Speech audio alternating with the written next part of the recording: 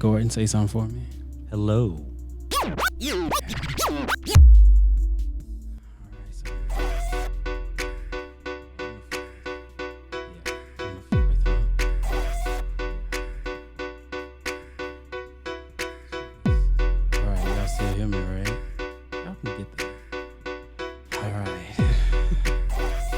How y'all feel? Y'all ready? Let's do it. You're exhausted. So here's the one thing. There's the caveat. I'm using my camera. So you see this camera? So normally I'll be able to look up things, but I'm using it today. Yeah, I got you. All right. Recording the cameras. Yeah, the cameras are recording. I usually start them off a little bit earlier, so that way I don't miss it. Gordon, your call, bro. Drum something up. Hello and welcome to the second episode of Brothers in Film. My name is Gordon Zacks, and I'm here with Purnell Robertson. How's it going? You got Nate on the line today. Nate Front of the camera. No, he's doing everything. He's running cameras, sound. He's having a grand old time back there. We're a little short-handed today because people. That's No the best names. I got. Yeah. Yeah, Hope you all are having a good week. absolutely.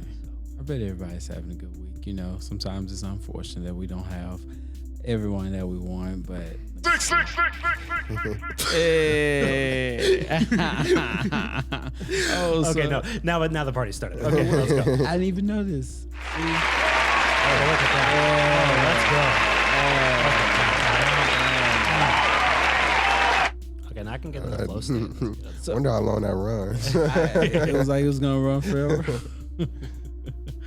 Oh my goodness. No, it was kind of cool, you know, today. We didn't necessarily have a bad day. It wasn't a terrible traffic drive here today. It was an hour versus an hour and a half like it was last time. Take what you get. Yeah, Los Angeles an hour to go like 5 miles is like, Yeah, literally. that's okay. You know, like you're doing okay with that.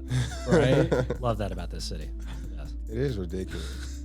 5 minutes back at home is like, I can get there in 10 minutes. 5 minutes, really. You can get I'm from San Diego, Yeah. and it is nothing like this. Traffic, it's I swear to God. 20 miles takes 20 minutes. Yeah. That's what it's supposed to be.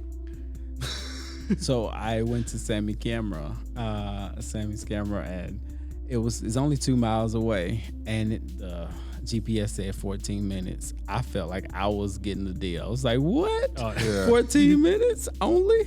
I know. It's, like when you see that little the numbers are green. Yeah. On Google Maps, Yeah, like, yeah, let's go. Absolutely. Yeah. Absolutely. It is crazy. It's One of the good. biggest adjustments I had to get used to is definitely the traffic out here. It's not a game. It's not. It's Excellent. not. Literally, the only time I've drove the freeways or the highways like clear is at night or very, very early in the morning. Very, very Right. late. You know when it was good? During COVID. It was the best. It was I can fantastic. imagine. I missed that. COVID, look, we got a blessing. It's Yeah, I can imagine. Yeah, traffic was so polite during COVID. Oh yeah, no. It was almost worth. I'm not gonna go. Yeah. But it was very nice. That one little aspect. Thank you. I'll be here till Thursday. Thank you. Absolutely. It was very easy to go into work, very easy to go out. Yeah, it was. That was was before good. my time here. Yeah. When did you get I there? did missed out. visit. I visited Cali a couple times during COVID though, because Yeah. you know plane tickets were very cheap. Oh yeah. Oh yeah. And yeah, I flew out here a couple times. Saw my guy Elliot. Shout out Elliot James. Okay.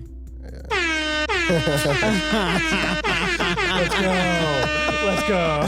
Got us a very special episode.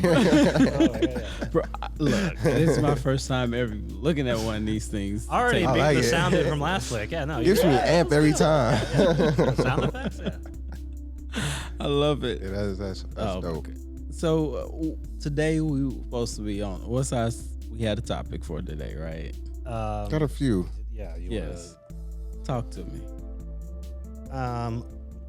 One was, I believe, what was most difficult Yes. thing we've had to overcome on set? It was just happened like kind of spontaneously. Was that? Yeah, so now it's coming back to me. So basically, it was behind the scenes. What does it take as a director, a filmmaker, producer? What does it take for us to actually be able to make a film? And it talked a lot about like the DP, like the role of a DP as well. So when Gordon said, I don't know if I have anything to say about this, I was like, Gordon, you're literally in the thick of it. You're literally in, you can speak to it better than anyone else. Oh, that's. Are you Stop not? it. You just had auditions on Monday. I For did. what? I For what? A commercial? No, an actual show. Oh, did you? Congratulations. Yeah, I did. Congratulations. So, my script got selected in the class that we're in to. You gotta speak up for me. Yeah, no, it was kind of cutting in and out. There you go. Okay. Can I get it a horn just to. Bruh.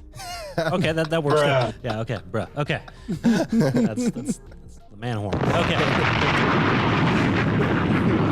The sound of me bombing right now. That's great. Okay. Oh my gosh. We're just having fun here. We really are. So, the class that we're in, my script got selected. I'm going to direct it. I was casting this last week, and I kind of basically had to take on the whole thing by myself over the weekend, as far as like putting the breakdown online, looking at actors that submitted their films and everything, and selecting them, calling them in for casting, because nobody in the class responded to my emails asking for help.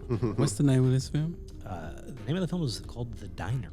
And I'm still reshaping the script a little bit, but why am I cutting it in like this? Okay. Like I'm not moving. I think it's trying to pick up your sound. Okay. Anyways, so it's called The Diner. Monday. You were like right on the mics. You can just pull it closer to you. Like this. Yeah. Let's get real. You know, whisper sweet We're nothings into intimate. this. So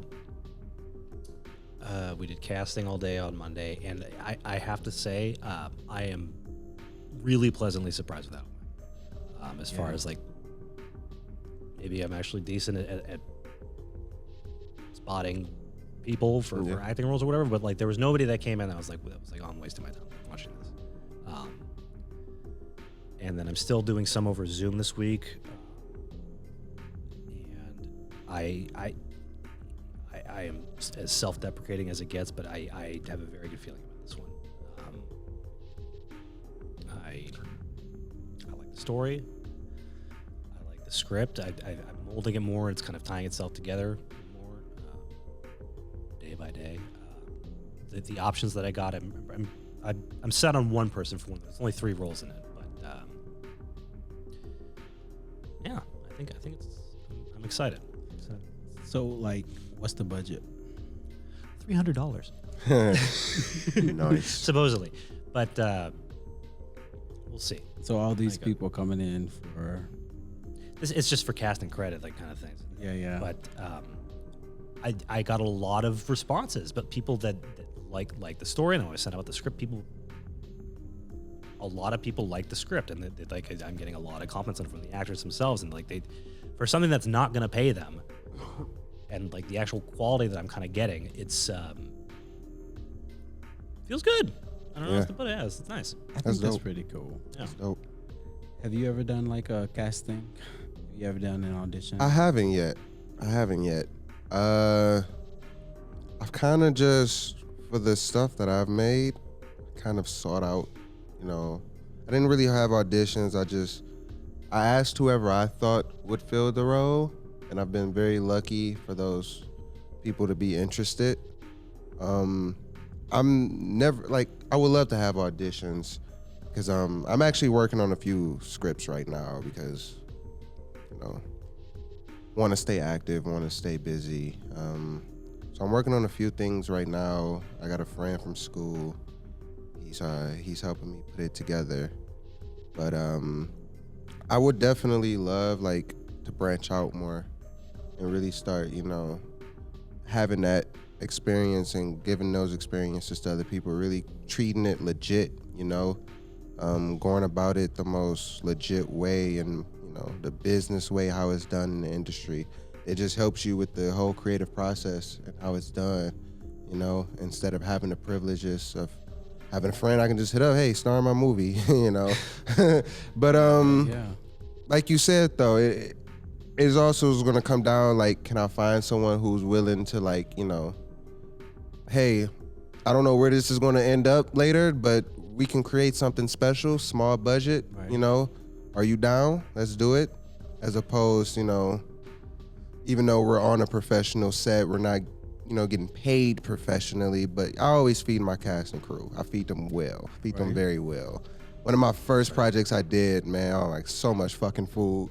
And I let them take it all home too. Like, yeah, so, but I would definitely love in the future, like to start really like, cause we're in LA, man, everyone wants to be a fucking actor. Oh yeah. Oh yeah. Yeah.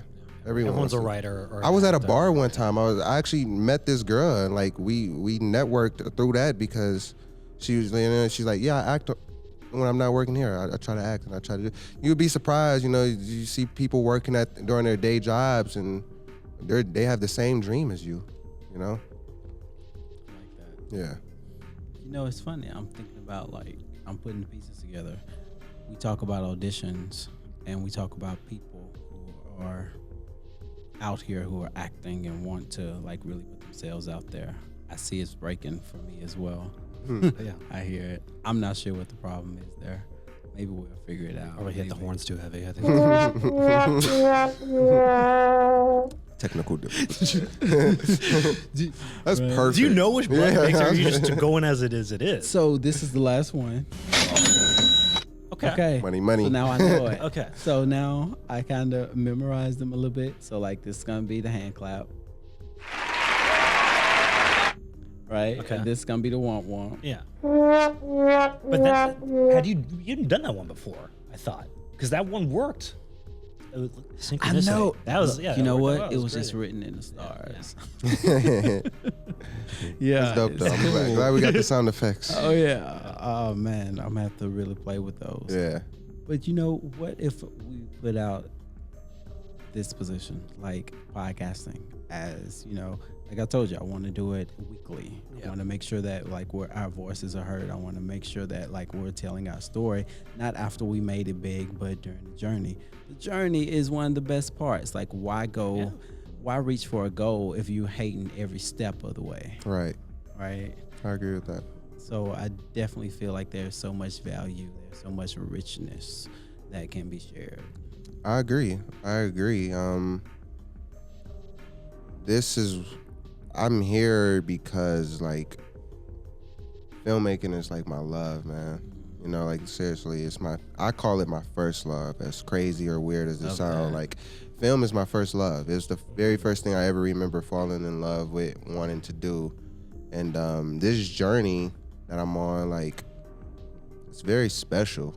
It's very special. And like just being here, I moved to LA in July. Already I've had like memories, I've had experiences that I would have killed for it back at home. Right? I would have killed for it. So now that I'm here, I don't want to waste 1 second. And whatever I can do to inspire or keep that other filmmaker to just, keep going, man, keep going. Like, I want to be part of that, I really want to be part of something special. And I know like this journey is special. The stories we want to tell are special, and I really covet like this especially this stage before success and the red carpets. Bro, it's so close. It's so close. I really cherish just being a dude. Like, I just love movies, man. I could sit and talk about it for hours. I want to still just be that dude after, like just a dude who just loves movies and can talk about them and talk about the experiences, talk about the process. If I didn't want to create them, I'd probably just be like a critic or something anyway. I'd still be in this position talking about it. So Right. yeah, so it's a lot to learn, and we're talking about it as we learn in a way, Right. you know? Yeah, exactly. So, you know, I don't have the answers. I don't have the blueprint. This is just my experience. And, you know, I really want that to come across too, is like, we're bringing people on this journey with us, you know? Like that. Yeah. Help me! Help me! Nigga! Thank you I for didn't know that. that. I'm glad that was on one of us.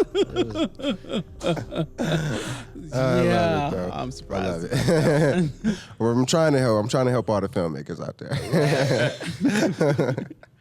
I love it. I had something and I just lost my train of thought. It threw me off. I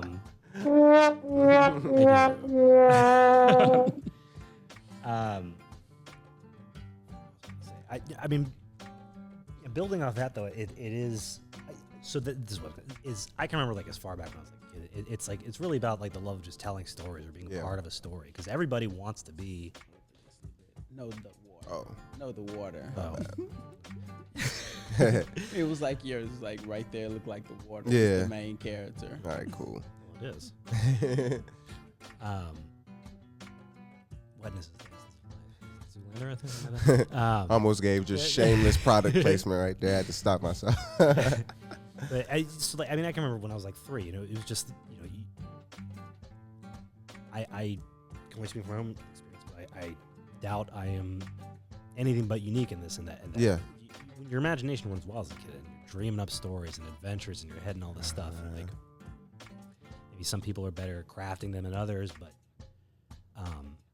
there's a love to.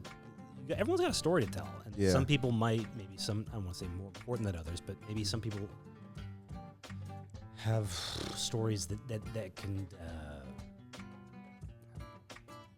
gravitate towards more people than others, right? Or at least be able to explain a more universal idea or whatnot. And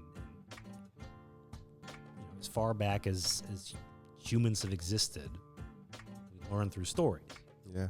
It's through art, and eventually we're able to write stuff down. But before that, it was all word of mouth. It was just telling stories. I mean, that was how people taught lessons. It was Aesop's fables, all that stuff. Right. So there's every form of art in its own way is telling a story, right? And like I agree. Movies is kind of the most direct way to do it. Yeah. Right? And you can do the most with it. And like, I love music, don't get me wrong, but as far as putting a vision and like precisely telling the story as you want to be clearly as possible, crafting a good movie is I agree. There's nothing that beats that. I agree. It's the equivalent of 10,000 years ago, a bunch of Neanderthals sitting around a fire and explaining like how the universe came to be. Yeah. Yeah, and now we have Fast and the Furious 10. And that's Love it. right? How far we've come. So it's.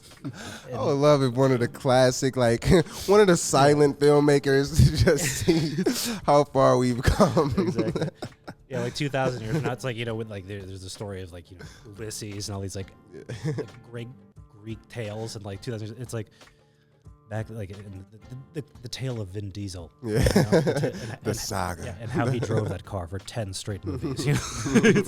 They were family. Can you imagine being in film school and like that's what the students are learning? Yeah. About the action flicks. Oh, the next chapter, Marvel. Well, Exactly. Because there were so many of them, that means that they were the best. I'm not gonna lie. To get a little bit serious, I have met like classmates or just people at the school, and like, I'm not dogging or talking about anybody. I just find it a little strange. But I've asked a few people like, hey, like, what's your passion project? What are you working on? If you had a story, somebody came to you right now, like, what's the story? And it's kind of weird to me, like, how many people have like already established franchises or IPs that in their head, like, yeah, I'm working, like, I hate to call it out, but I met some dude who said he was working on like a script, and it's already a very successful franchise. And I'm like, at film school, that should be the last thing Wait, so he's writing a script Yeah. for like it's not like it's like, you know, Yeah, it's not original. Like, he's writing it for the franchise itself, and he's just gonna. yeah, it's not for it, but it's like he's taking the characters and he's making his own story, and like I want to tell, I want to tell like what franchise it is. I don't want him to watch this and be like, he's talking like about me. using stuff that's Yeah, already like out if there. let's just say, for example, like he didn't say Iron Man, but I'm gonna use Iron Man. Like let's say, oh yeah, I'm working on an Iron Man script, and it's just like when you're at film school, that's the last thing you need That to be makes working sense. on. You need to be working on a real story that can establish you. You know, before you're not gonna get handed those keys. You're not about to get handed those keys fresh out of film school or even in film school. You got to know you got to prove you can tell a story. This guy wrote the 4th best Iron Man. Yeah, exactly. So it's just like, I really encourage, especially young filmmakers, like, I know it's this fear of originality in Hollywood and shit like that, but man, when you're starting out, you have to like know how to tell a story and tell like something that's at least fresh from your experience, you know. Like, I wouldn't suggest, you know, and I love Marvel movies, I love DC movies, I love big franchises, you know, I love all types of movies, but, you know, really learn how to craft a story, really learn how to craft, you know, something that means something to you before you try to move on to something like that, you know, because it's just a waste of time for right now. It's just a waste of, it's just You're never like, gonna learn anything if you don't push yourself. You're know? not. It's like so. I'm not to go back to it. Like this project I'm working on now. I had no intention of directing or submitting my thing, right? And like I thought it was gonna be a pain in the ass and everything. And what happened is I watched the example films, like for the assignment, and like what they could make. And I'm gonna sound like a jackass saying this, but I was like, oh, I can do better than that. That was straight up. I love it. Straight up. I love it. I can do better than that. I love that energy. And like, and it took me 2 hours to write this script. Yeah. Maybe 3, right? Because I had these characters in my mind already for a different thing. I kind of roll with it, and like, I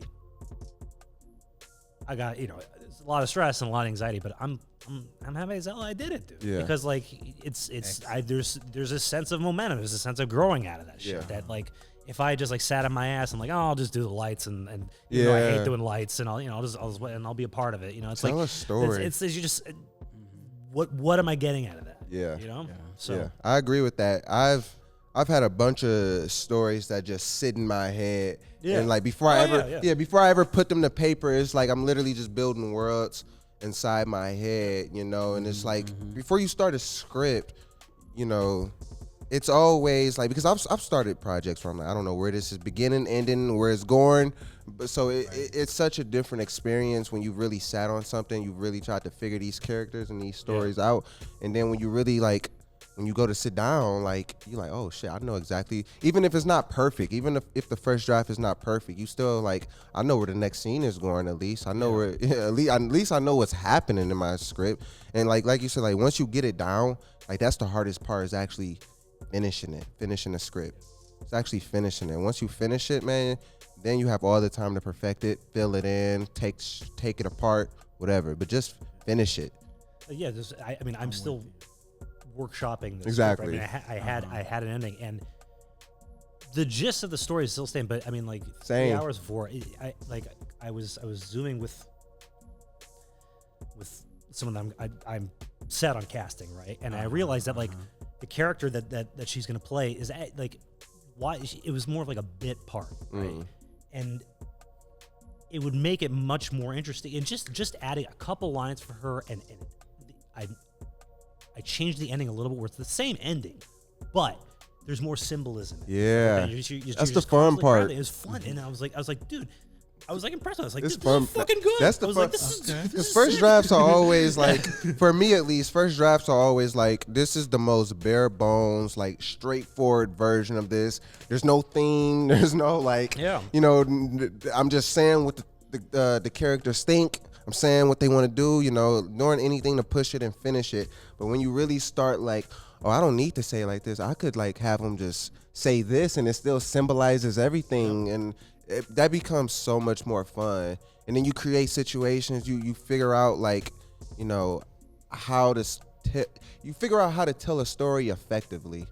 Because anybody can tell a story, but once you figure out how that story, that specific story needs to be told to come across and to hit people, that's a whole different thing entirely. Because I had a script where, man, I thought it was good, and like I'm glad I let somebody else read it because they liked it, but they were also like, I'm a little confused, and I'm like, what the fuck are you confused over? But now, like, taking that constructive criticism, I took that and I'm like, okay, now I know how to tell this story so no one's confused. I still, like you said, it's still the same story, but now I know how to tell it. That's right. It's like building on it. Like I like the story and the gist of it. I was like, oh, it's nice, but it's like, oh, this is gonna add a little bit of heart, a little emotion right there, and this is gonna be a slick little thing right there if I do this like that, and it's like, you know, give it a little oomph and like, it's like, oh, now this thing can fuck, you know, it's like it's like you're building on it, and it feels good. It does. Like, it is.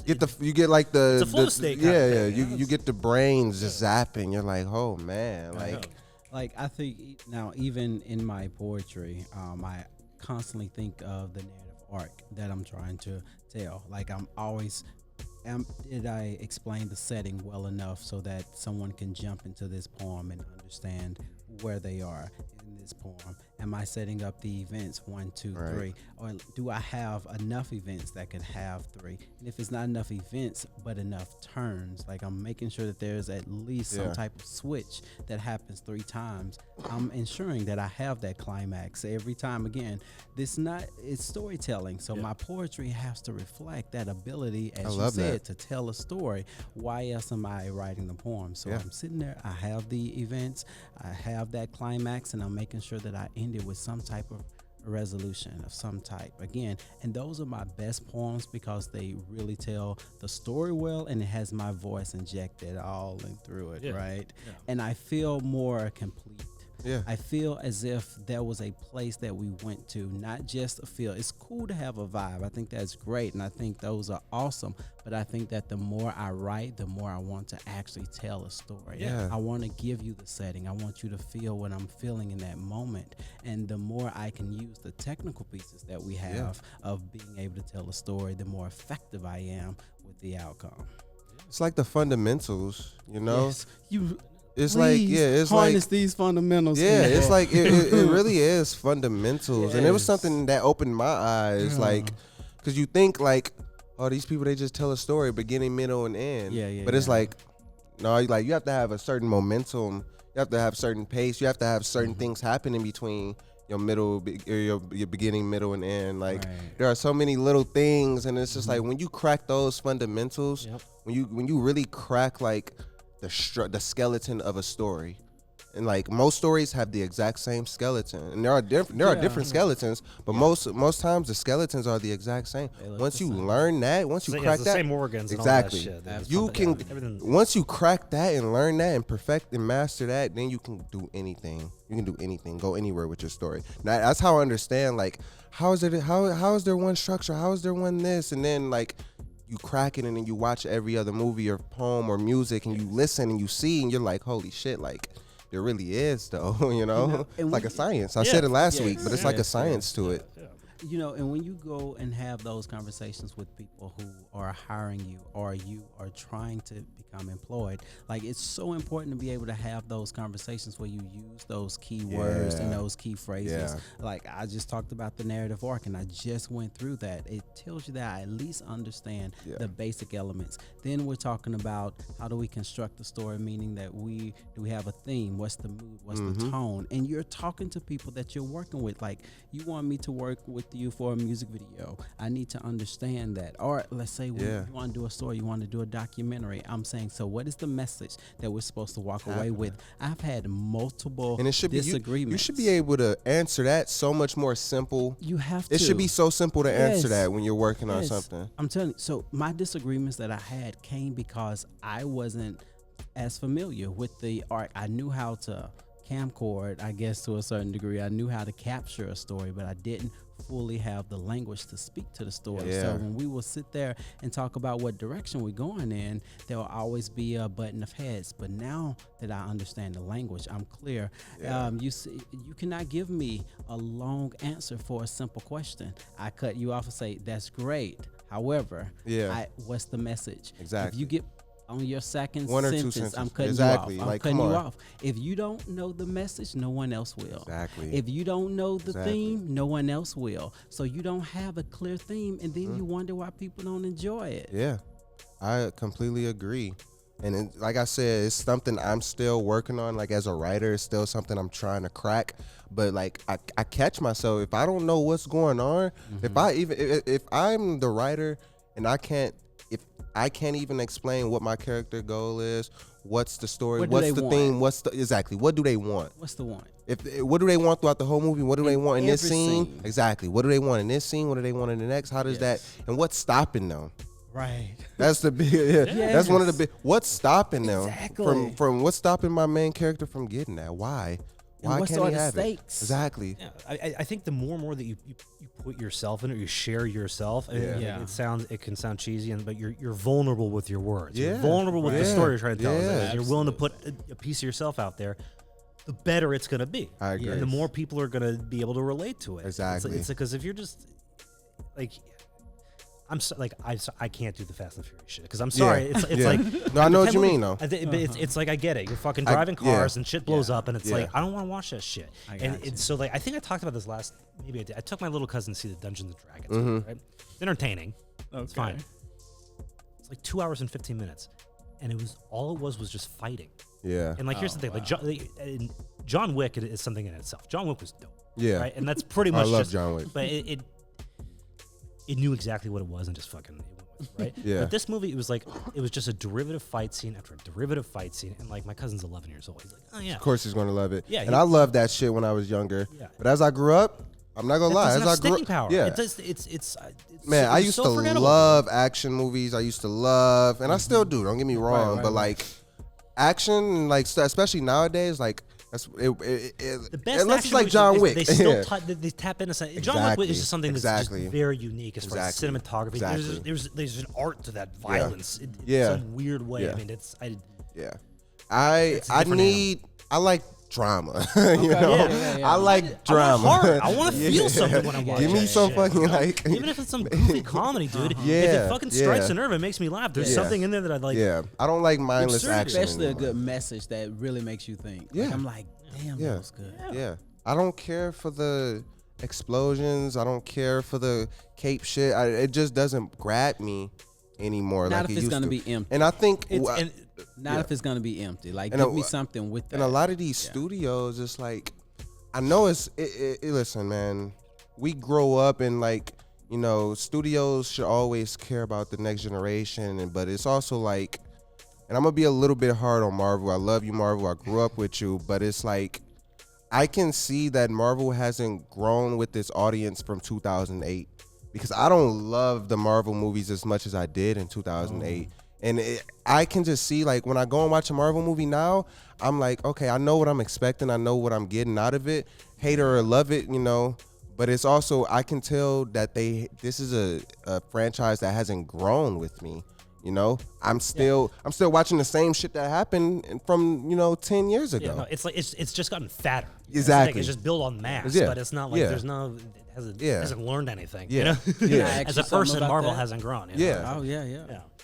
I guess the thing that I would ask, I'm listening to you, and so there's also this part of like business that we have to think about as well. You have grown. You clearly are at a place where you care a lot about the storytelling because you now have the vocabulary, as I said earlier. I do love but storytelling. also you literally can tell a story and you know the difference. What if that audience hasn't grown as well? Could it be that it's a business move to stick with the audience who's going to go for it, and that's where they're at? So if they advance, they may lose their audience, you know? That's sad to me. Yeah. Because You good get art what is I'm supposed to saying? fucking make Evolve. people think a little Yeah. bit. I'm not saying like, oh, we're shaping the future. Yeah. I don't need that. It sounds yeah. ridiculous. But like, that's a sad state for society. It's like, oh, let's just put the same shit out there because that's what people liked 15 years ago. Exactly. And it's Exactly. like if I go and sit in 2 hours, I want to get something out of Have it. you guys noticed? It's like, it's been a very, like, we had like the Spider-Man movie brought back people from like brought back Tobey Maguire, brought back Andrew Maguire. Oh, it was a reunion.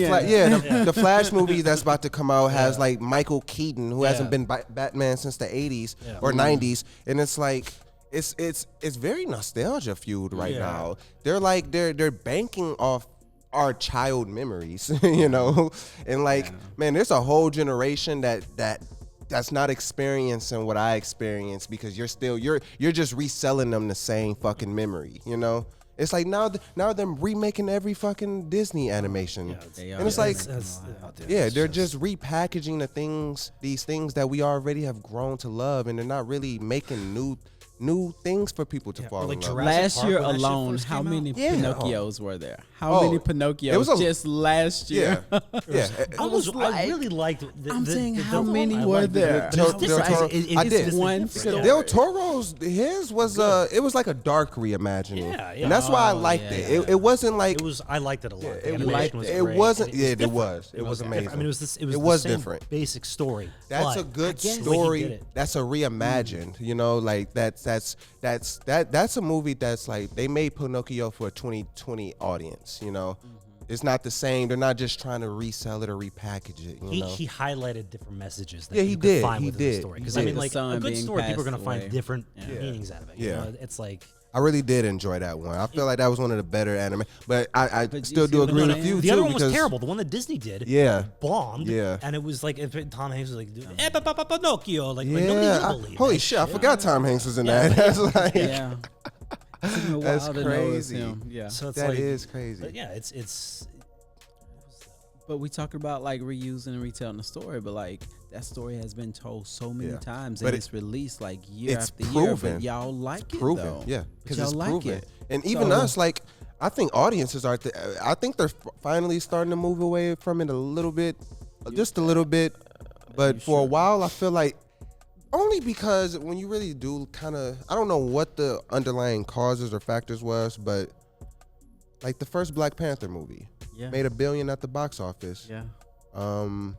Second Black Panther movie made 800. It didn't get a China release, but also I feel like after the death of Chadwick Boseman, it should have been like people. I felt like people would have like wanted to see it. As tragic as it sounds, his death would have made people, all right, how are they continuing this? What's going to happen now? I feel like, and plus you had $1 billion. Why wouldn't that same audience returns? It made less, and I just think audiences are like.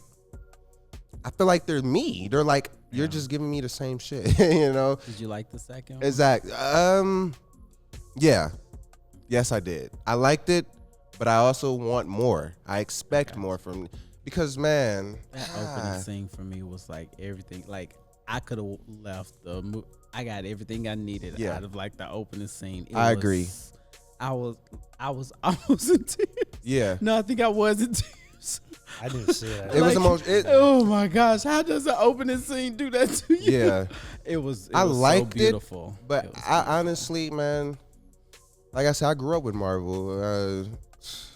I skipped the Avengers in 2012 was my like Star Wars. I know that's so cliche, but like that was a game changer. Thank you. The first Marvel movie, Avengers movie that changed. If you was, I went to the theater. It is. It's one of the better. And as much as it sounds, man, or as fucked up as it sounds, because people aren't a fan of him anymore. A lot of that has to do with Joss Whedon, when he was the writer and director of the first two Marvel movies, and when they got rid of Joss, man, I didn't care for Infinity War. I didn't care about Endgame because I'm like, why the fuck he can just snap the fucking universe? Like it wasn't grounded in any emotion for me. But the first two Avengers, man, I skipped school. I was in 8th grade when the first Avengers came out. I skipped school with my mom, with my parents. We went to we went to go see it, packed fucking theater. To this day, I've never had a theater experience like that where people are cheering, people are just having fun, and it's like you said, genuinely a good movie. Yeah. Genuinely, I love that shit. I loved it, but now it's just the whole experience. Yeah, it did. I love that. I really did. I grew up with all that, but now it's just it's becoming like it's the equivalent of like just fast food. It's just like you can tell this isn't like someone's vision. This is a studio that needs to make money, and they can't risk any director coming in and saying, "Oh no, I had this bright idea." Like no, like We got 20 years of storytelling. Like you have to follow that now. Okay. And I do think audiences are starting to like really notice like that, you know, they're starting to demand a little bit more singular vision. I want to see like, I don't care about the next movie that comes after this. Give me something out of this one. How do you Give me think the it's most out gonna of move? this. How do you think it's going to be? Like able the to industry. move? Yeah. Like in that positive There way. has How to do be you some think it type of happens? balance. Like how? Like, and how do you help? That's a good question. I want to create as many, because I feel like a lot of they grab the hot shot that creates the craziest film at Sundance, and they're like, hey, come create this fucking $250 million movie for us, and if it's successful, you're the greatest director in town. Thank if you, it's I am. terrible, you'll never be fucking hired again. And like, you're just using those directors at that point. And I feel like the best thing to do when you're at that point is stop making studio films. Like, I have such a fucking like, I feel like there has to just be more of just like singular storytelling right now.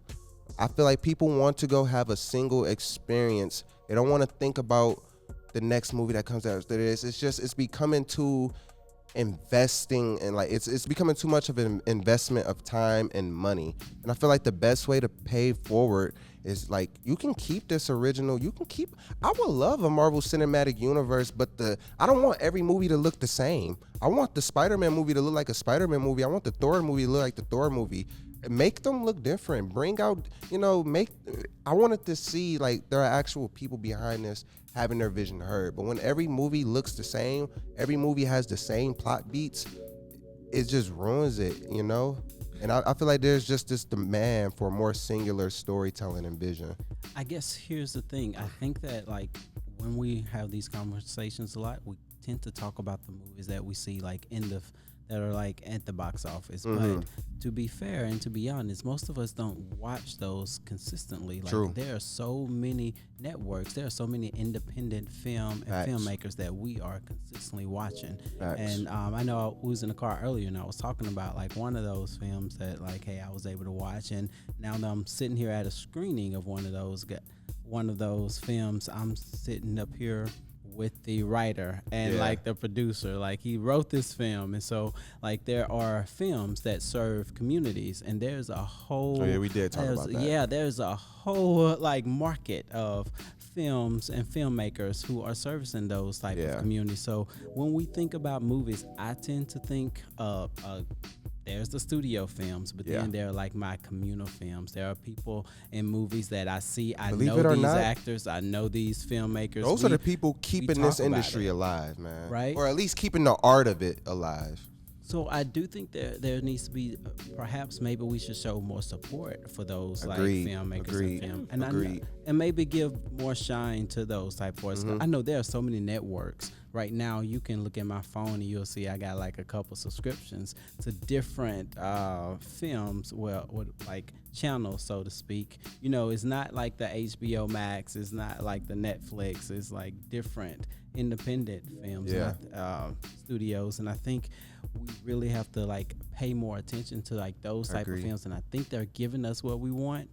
I just think sometimes we're not paying attention to them and giving them, and I think that's where we get our start as well, right? I think we get our start from those small startups, right? Exactly. And that's those are the people going to watch our films. Those are the communities that we serve with our There's filmmaking. been kind of like this, because if you kind of notice, they're either dropping like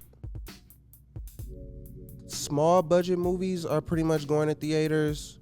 Big budget movies that's supposed to make ton of money are going to theaters. But like the movies that's in between, those are the ones that's kind of going to streaming and stuff. The ones they're not like, this is medium sized budget, you know what I mean? Those are the movies that's been going to kind of streaming. I think the theaters have been left for like the events. The movies that I keep hearing people talk about are the ones that like are not the big ones. Yeah. What is it? Triangle of Sadness, Everything Over All at Once, all these independent ones.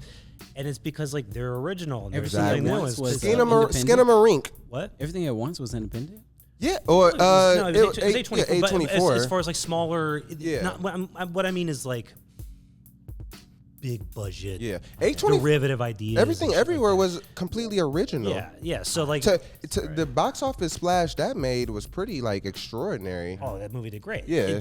But when you asked earlier, it's like how can we help? You know, it's like I think the only way it's like I don't know how the fuck I can help, but it's like the only way I'm gonna find out is if I dip my toes in the water. And put a little something out there, and we'll figure it out. I do agree with you. Like, there's been a lot of talk, like, just so much more about the smaller movies. Like, especially, I don't know if that also has to do with like substance to them, dude. Yeah, you know, it's I agree. We're like taking chances with that shit. Skinamarink. People went to go see that horror movie that looks like it was shot on a camcorder. I didn't see. I heard I haven't seen it yet, but I heard it was really good, and it made a fucking splash at the box office. Yeah, with the name Skinamarink. Exactly. You know, it's like, just because it's original, it was horror, and it looked like something people have never seen. People like there is like this craving for like, okay, what's out right now? So take a chance on that shit. Exactly. It's like realistically, if somebody pitches you, it's like I got this horror movie. It's called Skinamarink. Yeah. You know. Yeah. How many big big producers gonna be like, oh no, that I can make money off. Yeah. That. You know, it's like somebody's like, oh no, this they looked into it and like, there's. I haven't seen this, so I could be talking totally out of my ass. Yeah. But like, there was something in there that's like, this is different. This is cool. This is something that I would like to make more than just the money. Exactly. It's like, this is a piece that I kind of want to put out there because I want to see it. Mm-hmm. Not because I want to make a fucking dollar off. Yeah. And I know this is the industry has to make its money, to make its money. It's a business, but. Yeah, but there has to be room for those movies. And there has to be room for both. Because, of course, I want my big spectacles and all that. But it has to definitely... People don't realize, like, those spectacles are standing on the shoulders of the people making these smaller films and, you know, these smaller narratives and these personal character dramas. Like, I feel like... And they don't always have to be like they can be smaller and they can still be spectacles. They can still be, you know, thrilling. You know? Yeah. Just because it's a 70 fucking what did Jordan Peele make Nope off of? Like Nope had half the budget most of these fucking movies have. And like still thrilling, still beautiful in IMAX, you know, still made a ton of money back. And it's just like to me in my head, honestly, where's the money going? Because so many of these big movies, they're so expensive, but they don't even look good. They don't feel good, you know? So I'm like, where is the money actually going where a $50 million movie looks fucking beautiful and it's so well acted and I fucking love it, you know, and it really took me somewhere. Like that's a good question. Yeah, it's like, where's the money really going? It's just like, and like to be in LA where homelessness is this fucking crazy. We're spending we're spending fucking $250, $300 million on like. Yeah, so we can watch shit blow up. Exactly, for 2 hours, exactly. To watch fucking shit blow up, like there has to be a certain line drawn in like making shit that actually matters, you know, and with the other shit. Not that I don't love the other shit, I do, but shit has to actually matter, you know. There's got to be a balance to it. Has to be a way more balanced than it is right now. It's so self-indulgent. It is. You know, it is. It's just, it is. Its purpose is undo itself. Yeah. It's like, I'm gonna make this and blow shit up. And luckily, give me a lot of money. And horror is thriving. Horror is thriving with the originality. It's thriving with the box office. People love horror. You know, everyone goes on a date to go see a horror movie. You know, so horror is really honestly keeping this alive too. But yes, it definitely has to be a balance. Because a good horror strikes something within people. You know, it's like it obviously taps if something even on the screen, when you know it's, you know, logically you know what you're seeing is fake, and it still taps into something. This scares the shit out of me. Yeah. That does something. That means that there is something, you know, primal in that. Yeah. There's something that touches the human spirit, or whatever you want to say. Exactly. You know? Like that's why horror people keep coming back to that shit. Because a good horror movie, there's nothing like it. There just isn't. I agree. You're not gonna get that from any other thing. I agree. It's a visceral experience where of fear and like safe fear watching it, but it taps into something that it does. What, it does. You know, you're just watching a screen. You're not in danger or anything. Yeah. But let alone it can fill you with nightmares for and people. There's an excitement to it. There's something that keeps drawing people back. Yeah. No, horror is definitely thriving. It's in a really good place. Like we just got the 6 Scream movie. People love it. It's good. Yeah, it's good. It's good. It's I haven't seen the anything. OGs are still the OGs are still the best. But you know, it was. I liked Smile that came out last year. I thought that was a pretty pleasant surprise. I'm like, oh, this is kind of cool. You know what I mean? There was one other horror movie. Can't think of it though that I saw, but was it? It just surprised me too. It was really good. It was about the doll Megan. Is that it? Megan, yeah. Yeah. Megan was okay. That's what I was Megan thinking was of. I couldn't okay. think of the name either. Yeah, you know, it wasn't always scary, and when it wasn't scary, it was funny. You know, but like that's a good theater experience. I feel like for people. People also kind of like even if the movie isn't that good, if you give people a good theater experience, you know, people are laughing, people are jumping at the same scenes, you know, that adds into like whether I enjoyed it or not, you know. Yeah. And I feel horror definitely. No, the thing that we miss out with the streaming stuff is the communal experience of being with other people watching this, and there's a different energy to it. Yeah. You know? When it's genuine. Yeah. And I feel like a lot with the rise of streaming so much, if you know, like, oh, that movie's not about to be on streaming, I should go to the theaters now. But a lot of these movies, like, at least the big budget ones, if they aren't doing good, they take them off. They take them out of theaters. They go right to stream. Yeah. Dude, it's fucking crazy. Movies used to be in theaters so long. And, like, as soon as they lose legs, it's like, take it out. We're not take it out. And they're barely making money off, you know, DVDs and stuff like that. It's just not as popular anymore. At least studios could at least risk like, okay, it didn't do that good, but we got DVDs. People used to wait for the DVD. Like, I'm not gonna check it out. I remember like waiting. What movie was it? I mean, I remember as a kid like a year. Yeah. Just looking forward to being able to see that movie again. You know. Same. And then having it just is. Yeah. But now that you know it's coming on streaming, do it whenever you don't even bother. Like that's gonna be on streaming in 2 months. Okay. You know, I'm not even gonna bother. We gonna pause for a second. Yeah, I got it. Oh, no problem, bro. I don't know. You know what? We can go and finish. If we can do one question, we'll be done. Okay. Yeah. Absolutely. We're gonna let this just happen. We'll probably let this out. Oh, you are good. But yeah. So he's taking a quick. But you know what? People don't know that listening. But I do have a question for you though. Oh yeah. So one of the things that I know I may be kind of hesitant. I become a little hesitant sometimes when I think about our employment opportunities with different studios. So it's think about it all the time. Right? Yeah. So it's scary, man. We're black filmmakers. We're black filmmakers. We got to be honest about it. Right. So like, what is so when we have like an opinion against, like with the studios, how do we then come in and want to make changes or help with the direction in any type of way? So I'm always thinking of if there's something that I don't necessarily 1000% love about it, like what is it that I can do to help influence a change or bring about some type of turn? One of the key things I've been learning are just, you know, not just like with that, but just collaborating in general is like really you have to have the story, best intentions. You know, I have the story's best intentions. I have the best intentions for the film in general. I have the best intentions for making it successful. And when you're collaborating with people, I've noticed I get so much like not headbutts, but like you spit out something and they're like, well, no, this and that and this, and like you would be amazed at like how strong that actually makes you.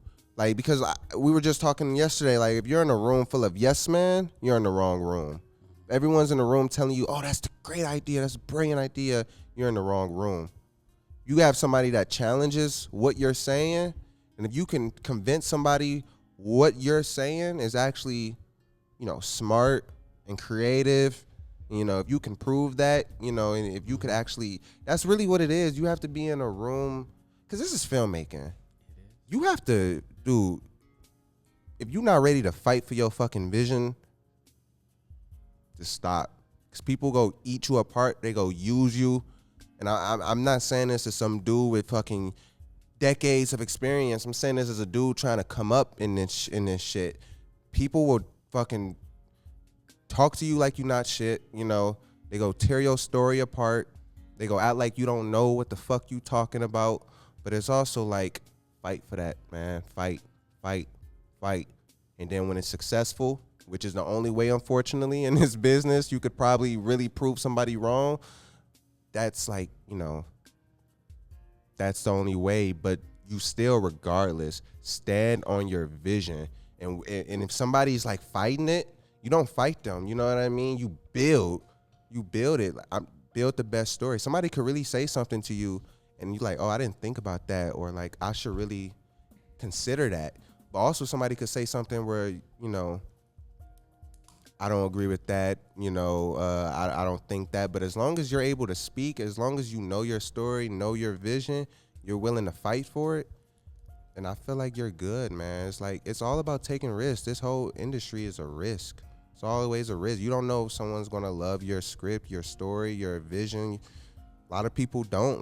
You don't know if it's going to make money. You don't know if people are going to watch it. But as you stood on your vision, you gave it all you got.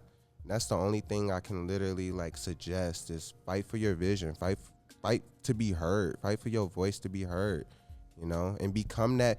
Prove them once. You got. Give me one opportunity. Give me one chance to do it. You know, that's all I need. That's the mentality I keep. I need one shot, one bullet. I need one shot. And that's the mentality I try to keep, because this is when you get these opportunities, you quickly learn you cannot blow them, you cannot waste them, you cannot let it slip. So when you get it, you give it all you fucking got, you know, and you fight for your vision. I'm still fighting for my visions. Like, I have professors who are reading my script, and I let them read a draft of my script. Like I said, like, one of the professors was very confused on it. And I was like, well, you know, had to really explain, you know, I really had to tell. And I took her criticism and I went and created a better draft. But I also was like, my story was there, but like, I just got to learn. I had to know how to tell it, and I had to know what was going on. So if you know the ins and outs, you know, you live and breathe these characters, these stories, your vision, you know, no one knows it better than you at that point. That's how I feel about it. You got to be the draw, you know, in this industry. They got to come. You have to have the ideas, you know, in this industry. They're not going to come just knocking on your door asking, hey, we got a script? No, you got to show them. You know, create something. Go create some art that changes the fucking, you know, world. Changes you. Every project I've created have changed me. I'm always like different, because I've realized I come through realizations creating scripts and creating projects. Like, it's always a journey for the creator too. So go along with that process. Be willing to change. Be willing to be the strongest person out of that. You know, you got to really just stand on your vision and fight for it. I like that. Okay. I like that. Walk back into some fire. Yeah. I went to pee. Oh, absolutely. But you're back now. I am. Bruh. Back. So, And that's back. yes. It's been a second. Yeah. There we go. We back. So we wanted to get to answer at least one of these questions. Then we're gonna hop off. Okay. We get one of those questions. I send a whole deck. Y'all okay. Y'all don't even be caring. And we just went off on I cared not to tangents. show up. Oh yeah, like your Whichever ones we don't predecessors. go to, we just reuse. If you want to, I'm looking. Okay, 1 second. you got it.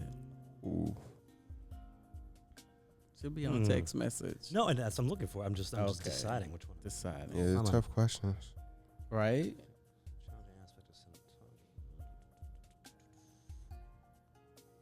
So we do a lot of discussions where, you know, we stay here at the level, meaning like our comments can be applied to a lot of things. But, you know, eventually we have to get to the point where we're asking and answering like some very specific and personalized questions. Yeah. What do you think about the editing one? Yeah, that's cool. Okay. So, just so I'm perfectly clear on the question, let's read it out loud for the audience. What is your approach to editing, and how do you balance the director's vision with your own creative instincts? I'll answer.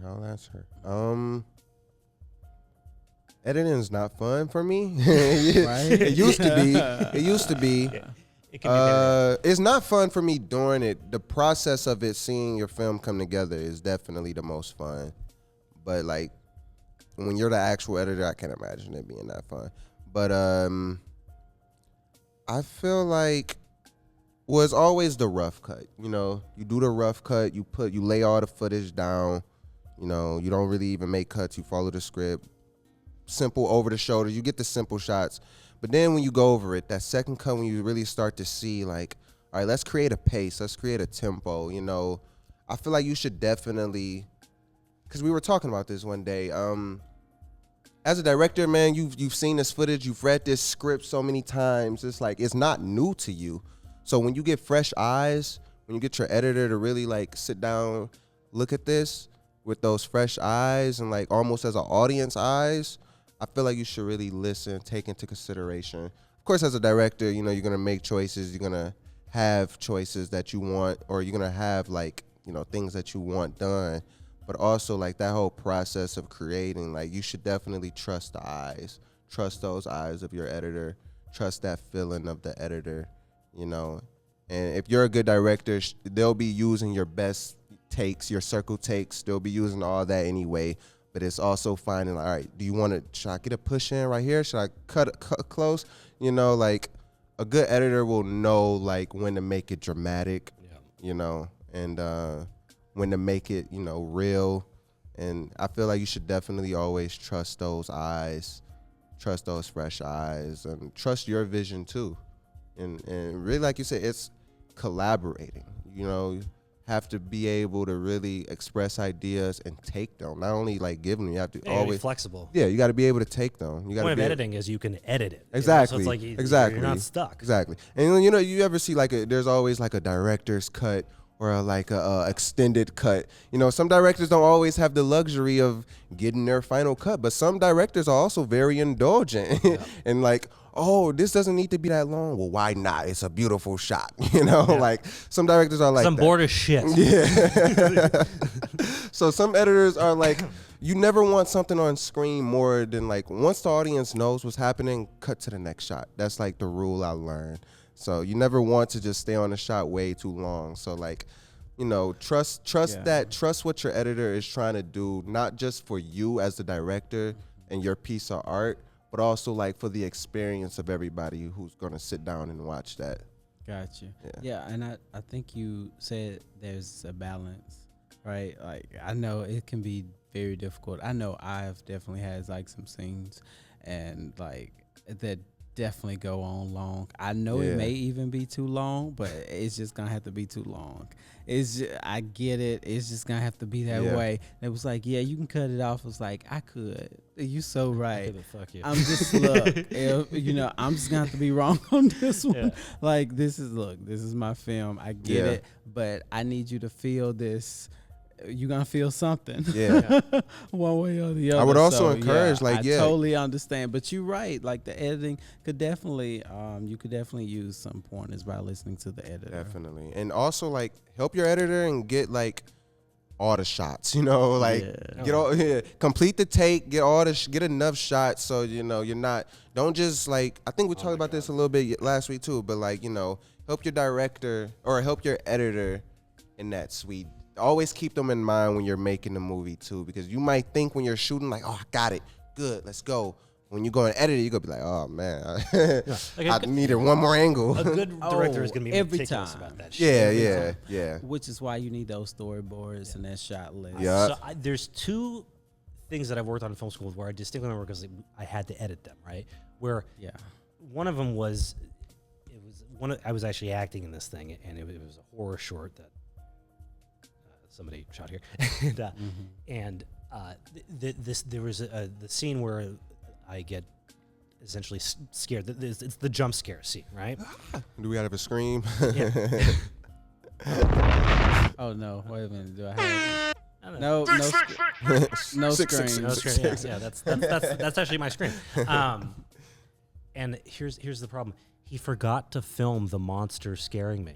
Wow. He forgot. So I had to figure out a way to edit me getting scared by nothing. Where like I walk into a room, and then the next shot I had was like me scared. Right? It just cuts back to, so it's like, as in, how the hell am I supposed to script it? So like I did this whole like weird dream sequence that didn't make any fucking sense. Yeah. But like you had to do something. So it's like you got to be meticulous with that shit. And there was another one where the director I think she had 16 shots in total. And there were no angles you could use for half the sound was terrible and all that stuff. It's like, as a director, like if you want your story to be told, right, you got to give the person that's going to mold it for you something to work with. Definitely. You can't say, oh, this looks good, and stop. If it's a good scene, you want it to look at it from different ways, because they're going to see something you didn't know was there. Yeah. You know? Yeah. Always. You got to make it interesting. So it's like it's like, there's just things that I've edited where it's like okay, so this one scene is just one long shot where the actors are just like kind of tucked away in a corner for a little bit, and they walk back, and it's like, and that this is the only shot. It's like, oh yeah, I didn't really think. What do you mean you didn't think about that? Yeah. You didn't think about like that. This is just gonna look terrible. Come on, dude. And it's like that's not the shit, man. But it's like It's infuriating. When you're trying to edit something, you're trying to make it good. Sometimes it's hard to mold something that is just, you gotta have something to work with. That's the best thing I can say. You gotta have something to work with. And that's but. You know, when you get something good and you want to match the director's vision or whatnot, I actually like editing. Yeah. I do. I think, but I hate the programs. Yeah, but man. when you kind of get in the swing of it, and you start, It's like a dictionary of shortcuts you got to learn. Exactly. But once you actually kind of start to put it together and like you see, oh, I can cut it this way, and like that works and everything. It becomes a little game. It's fun. It is. And it's you want to tell the story as concisely and as straight. I don't want to say straight. How do I put this? You just want to have it flow, right? Yeah. And when you edit it, you want it to not only make sense, but when you're doing it, there's a sense that's like, oh, that's kind of sick how I did it. You're not, if you edit something, you're like, this fucking sucks.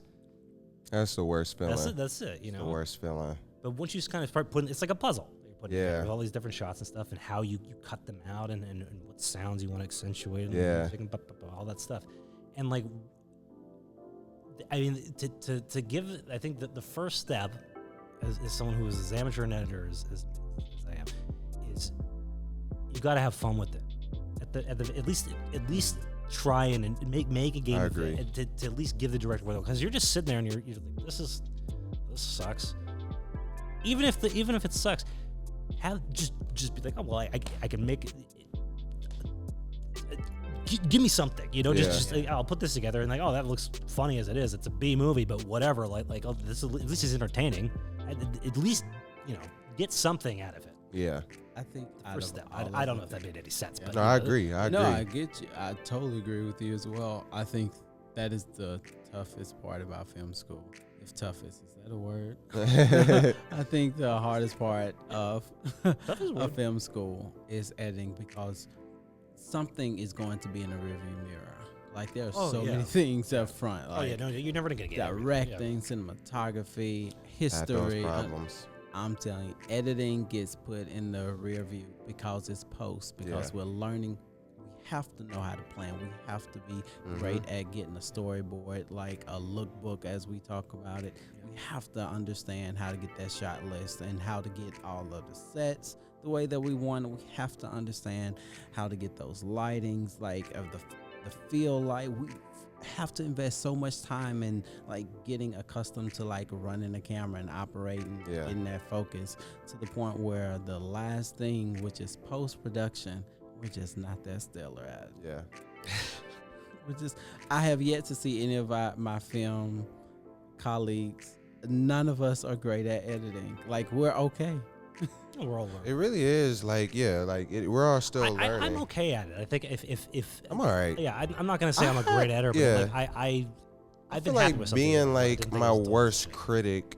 I'm always just super critical, but like I'm always like surprised, like I'm like, oh, that was really good. I'm like, really? Like, you didn't see that was cut? Like, you can't Yeah. tell? Like, like, so it's really tricky. Like, it's very surgical.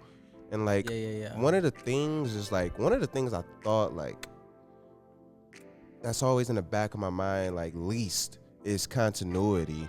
Because you don't really, like, even I've noticed, like, you don't really, it's the small details you care about, but it's like, it's the performance really, like, that you search for. That's the first and foremost. But yeah, you can get away with small things. Yeah, right? Small like, thing, if not there's very. Like a glaring, Mistake, big, like obvious shit. Like but like when you really search for the performance and you like build around that. All right, he gave a great performance in this take. I need to bounce off that, build around that. Like it does, like you said, it becomes very fun. Like seeing it come together, and then like, oh wait a minute, I can add sound right there, or I can add something right there, or I should cut it right there. Like right when he looks up, I can just cut right there. It can be fun, but I'll always need like a collaborator. I can't imagine like. Oh yeah, I mean that's like the biggest thing. Yeah. Is that like I can't do this shit alone. Yeah. I mean, it's like oh yeah, no, I can do this. I can't do Yeah. this. It's like I got things that I can contribute and like I can be a big piece of it. But like, as crazy as it sounds, it's my favorite part of like the process. Like pre-production is like you get the nerves and the jitters going, you excited. Filming is like, what the fuck is going on? This is nothing like I imagined. But then you go back in the editing suite and you're like, okay, hold on. Maybe I actually did my job, Maybe I actually did what I was supposed to on set. I didn't fucking waste all the money and every shot. But once you really, it's definitely like when you start to see it together, you start to calm down a bit. You be like, okay, it's coming together. If your edit is shit, it's not coming together, you need to rewrite it, then you got a lot to worry about. I definitely love production day. Yeah. Like that's my favorite. Like I love being on set and like seeing the pieces come together. Yeah. It is fun. Being on set is definitely fun. Filming is fun. I just feel like it's so stressful because it's like once everything's set up, it's fun. Yeah. That's really what it is. It's getting everything set up. Once the cameras are rolling, all right, cool. Once it's time, but when it's time to set up, you're communicating with your DP, but you got your actors waiting over there. You got to go talk to them. You got to make sure everything's set up like it's supposed to. It becomes a little bit. But it also comes down to the crew. You got a crew that's on top of everything. You got a good crew that's on top of everything. You don't need to worry about everyone's department. You're good. I've had crews close to that. Close. But I love my crews, man. Every filmmaking, every short film that I've created or been a part of, learning experience has been so much fun. Like I wouldn't want to be anywhere but on a movie set for the rest of my life. I have so much fun. And I don't take it for granted. I don't, definitely humble, definitely appreciative of all the people who've ever helped me, who I've helped. Thank you for allowing me, so. That's what's up. Yeah. Excellent. Well, thank y'all. This was a good podcast. What y'all think? Hey, we did what we could, man. All right. Just another day at the office. Best, that's all we can do, Excellent. Shout out to all the aspiring filmmakers, man. Keep going. Oh yeah. Pick up a camera. You can do it. Yeah. No, literally. Kubrick said it. Yeah. Kubrick said it, man. If it can be thought of, or if it can be written, go and film it. It can be filmed. Okay. Gordon, you want to take us out? Thank you again for joining us for this past. I love the radio voice. Oh yeah, no, you gotta lean into it. This is Brothers in Film, and on behalf of myself, Gordon Zacks, Pernell Robertson, Nathan J. Lee. Thank you for listening to us, and we hope you come back next week. All right.